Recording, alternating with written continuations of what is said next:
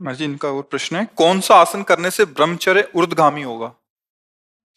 अब जैसे अवस्था आपका ही प्रश्न है। अब ये नए साधकों के लिए होता है, आपके लिए तो मुझे लगता है कि इस विषय में आप चिंतन ही छोड़ देना चाहिए। क्योंकि नए साधक, अब जैसे ऊर्ध्वगामी के लिए सिद्धासन अत्यंत आवश्यक है। अब सिद्धासन के लिए महाराज का शरीर काम नहीं करेगा।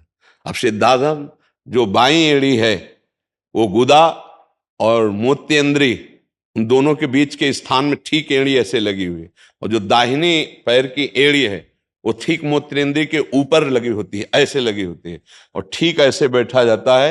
मेरुदंड बिल्कुल यही स्थिति होती है, और 2.5 घंटे 3 घंटे बिना हिले फट जाएगी जंघा, अभ्यास होना हो तो। अब सुषुम्ना नाड़ी का संचार होता है, फिर वीर ऊर्ध्वगामी होता है। तो इसलिए इस अवस्था में भरोसा के ऊपर छोड़ दे। क्योंकि अगर गृहस्थ जीवन रहा है तो पूर्वाभ्यासवश अगर वो महीने 2 महीने में वो वीरपात होता रहा है तो वो अपना अभ्यास काम करेगा, वो बार बार विक्षेप डालेगा। आपको अब उधर नहीं देखना, अब लाडली जी की तरफ देखना है। अब इस शरीर का राग छोड़ देना चाहिए, क्योंकि अवस्थागत ही साधना देखी जाती है। अब जैसे नौजवान है तो उसके लिए साधन पद्धति पे ऐसा नहीं हो सकता, उसको ऐसे करो। अब जैसे ये अवस्था है, बस इसमें एक ही है, भरोसो दृढ़ इन चरणन के रो। अब तो नहीं, जावक जुत जुग चरण लली के, यही हमारे सुर तरु काम धीर चिंतामणि भगवत रसिक अनन्या के। अब हम ये नहीं देखेंगे क्या हो रहा है शरीर में, क्या हो रहा है, कैसी परिस्थिति, क्योंकि अब देखने का समय नहीं रह गया। महर्षि जी, साधन करते करते भरोसा आ जाएगा? मतलब यहाँ भरोसा अब भरोसा तो सत्संग और संत महापुरुषों के संग से आता है।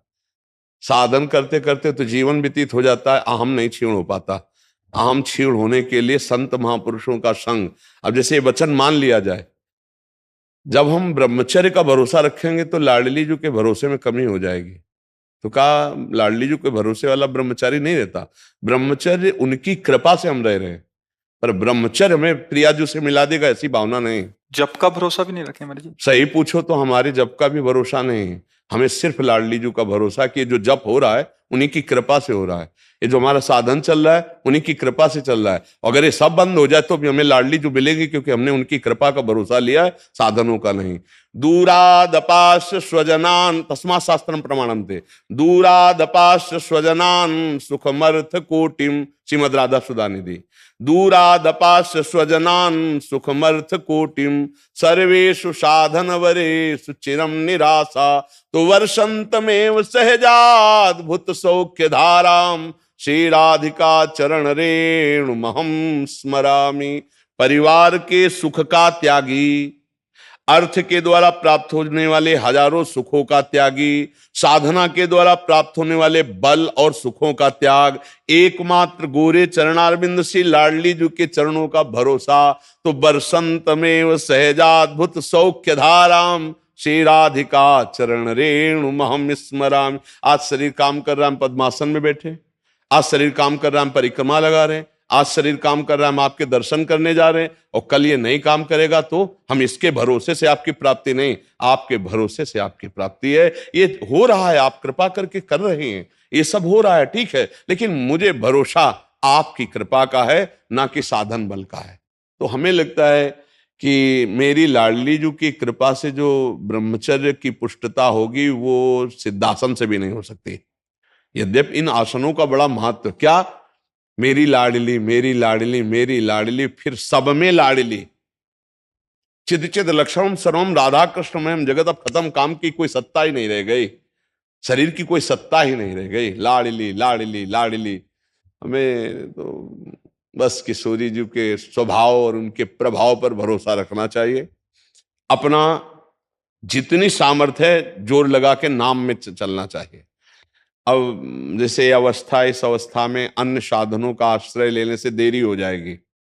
पूरा समिट जाओ, सुनेरी मैंने निर्बल के बल राम। कोई अन्य आश्रय नहीं, कोई अन्य बल नहीं, एकमात्र लाडली का भरोसा। राधा राधा जो भी नाम जप कर रहे हैं, बस जैसी परिस्थिति उस परिस्थिति में संतुष्टायन के नवा, वैसी परिस्थिति में मन को घसीट कर संतुष्ट कर लो और प्रियालाल के भजन में डूबे रहो। यही जीवन का सार है। मुझे एक अंतिम प्रश्न है, इसके बाद बनता नहीं है बस। जो सेवा धन मिलता है उससे ठाकुर जी का भोग प्रसाद बनाता हूँ, ये ठीक है या मधुकरी लेना ठीक हो? वृद्धावस्था है, माधुकरी पा करके गुजारा करना कठिन है, क्योंकि माधुकरी में जो प्रसाद मिलता है वो जिसका जवान शरीर है वो लीवर पचा लेगा, सबकी बात नहीं है। उसके लिए थोड़ा सा हरी सब्जी चाहिए, थोड़ा सा दूध चाहिए, हल्के फुल्का चाहिए, वृद्ध शरीर के अनुसार भोजन तो ठीक है, उसके द्वारा आप बना लीजिए और श्री जी को भोग पवाइए और प्रसाद पाइए, वही उचित रहेगा। वो भी आकाशवृत्ति माधुकरी के द्वारा, आप अर्थ किसी से मांगिए मत, जो लाडली जो आपको प्रदान कर देती है उसी से आप उदर पोषण कीजिए, क्योंकि माधुकरी वृत्ति के लिए बहुत पुष्ट शरीर चाहिए। माधुकरी वृत्ति में ब्रजवासियों क्या प्राय रोटी मिलती है, कुछ हिस्सा तो रख सकते हैं, मतलब एक आधी रोटी अगर मिल जाए तो उसको तो। एक भी पचाना मुश्किल पड़ जाता है, ऐसी लीवर की स्थिति होती है, तो उसके अनुसार। तो जैसे वृद्ध शरीर है, अब केवल माधुकरी पे हो जाए तो कब्ज हो जाएगी, केवल माधुकरी पे हो जाए पचना तो चिंतन में फर्क पड़ जाएगा। तो हल्के फुल्का, मूंग की दाल, थोड़ी सब्जी ऐसे बना ली, भोग लगा दिया, और कभी आधा 250 ग्राम आधा किलो शुद्ध गाय का दूध मिले उसको भोग लगा लिया, पान कर लिया, तो वृद्ध शरीर के लिए ये उचित है जैसा कर रहे हैं।